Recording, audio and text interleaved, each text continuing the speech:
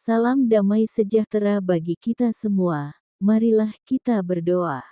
Bapa, tolonglah kami untuk memahami firman-Mu, karena Engkaulah firman Allah, kebenaran dan hidup, di dalam nama Tuhan Yesus Kristus. Amin. Shalom.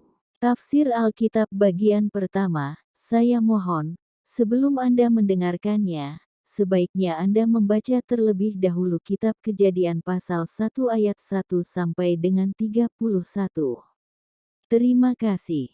Tuhan memberkati. Judul perikop, Allah menciptakan langit dan bumi serta isinya.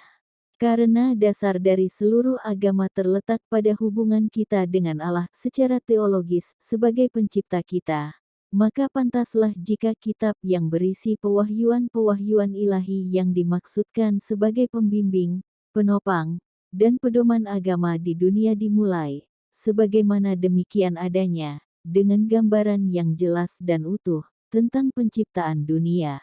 Hal ini untuk menjawab pertanyaan yang pertama-tama terbesit dalam hati nurani yang baik, di mana Allah yang membuat aku. Ayub pasal 35 ayat 10.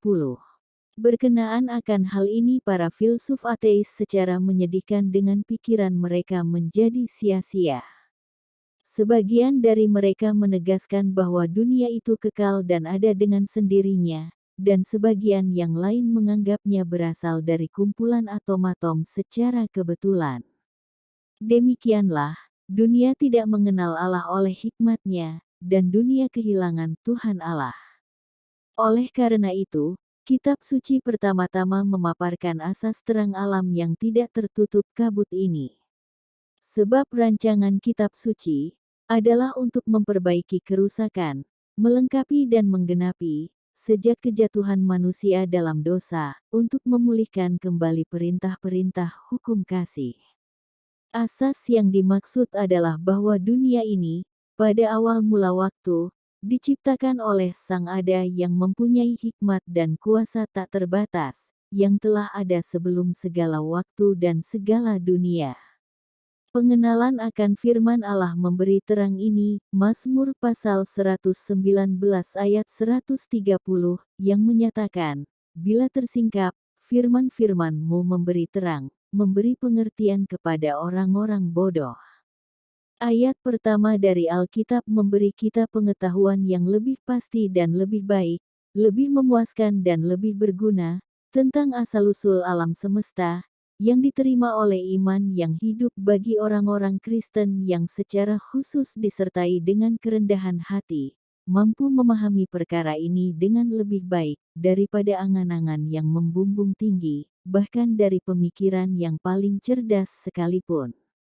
Ibrani pasal 11 ayat 3, yang menyatakan, karena iman kita mengerti, bahwa alam semesta telah dijadikan oleh firman Allah, sehingga apa yang kita lihat telah terjadi dari apa yang tidak dapat kita lihat. Kita mendapati tiga hal dalam pasal ini. Secara umum yang diberikan kepada kita tentang karya penciptaan ayat 1-2. Dan secara khusus dijelaskan akan karya Allah yang dicatat, seperti dalam buku harian, secara sendiri-sendiri dan berurutan.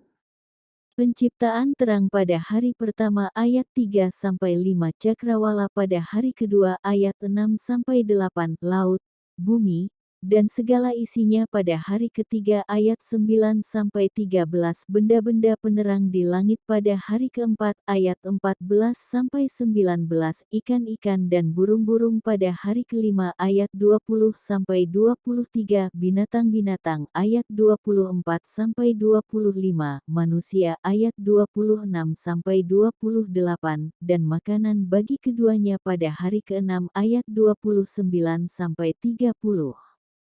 Seluruh karya itu dilihat kembali dan diterima dengan baik ayat 31, yang menyatakan, maka Allah melihat segala yang dijadikannya itu, sungguh amat baik. Jadilah petang dan jadilah pagi, itulah hari keenam. Demikianlah tafsir Alkitab, bagian pertama, terpujilah Kristus Yesus, Tuhan. Haleluya. Marilah kita berdoa. Bapa, terima kasih, Tolonglah kami untuk menerima firman-Mu dengan iman percaya yang sudah Tuhan karuniakan dalam hidup kami. Di dalam nama Tuhan Yesus Kristus, amin. Bersambung pada bagian kedua, yang berikutnya. Tuhan Yesus memberkati. Shalom.